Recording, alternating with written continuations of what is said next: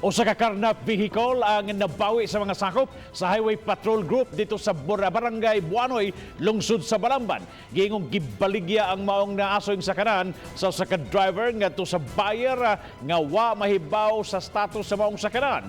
Unang bireport ang tag-iya sa maong sakanan ngadto sa HPG, kini human wa na mo balik ang driver og nasuta na lang nga gibaligya na day kini. Sumapa ang driver nga ni-hire na sa tag-iya pinaagi sa usa ka ahensya nga nagpa-advertise sa social media.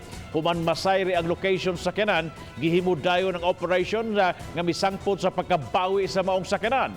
Gipangita na ang driver karon nga mikuha og mibaligya sa maong sakanan. Samtang ang nakapalit dili na lang kasuhan kay wa man usab kini masayod nga karnap di ay ang iyang napalit nga behikulo. Apan miauhag ang opisyal sa Highway Patrol Group 7 sa mga mupalit og second-hand car nga makig-alayon sa ilang buhatan aron dili mabiktima sa ingon nga matang sa modus.